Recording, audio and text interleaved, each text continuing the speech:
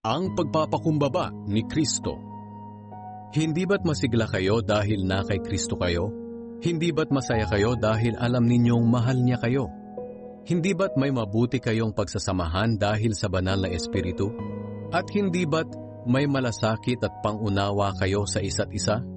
Kung ganoon, nakikiusap ako na lubusin na ninyo ang kagalakan ko. Magkasundo kayo't magmahalan, at magkaisa sa isip at layunin. Huwag kayong gumawa ng anumang bagay dahil sa makasariling hangarin o sa paghahangad na maitaas ang sarili. Sa halip, magpakumbaba kayo sa isa't isa at ituring na mas mabuti ang iba kaysa sa inyo.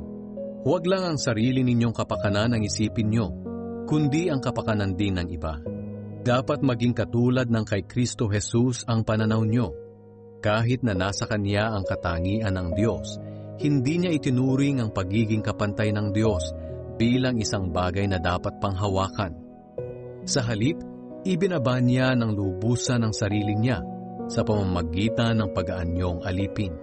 Naging tao siyang tulad nating, at sa pagiging tao niya, nagpakumbaba siya at naging masunurin sa Diyos hanggang sa kamatayan, maging sa kamatayan sa krus.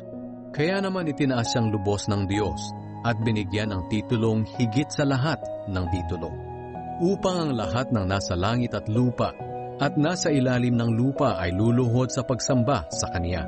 At kikilalanin ng lahat na si Hesukristo ang Panginoon sa ikapupuri ng Diyos Ama.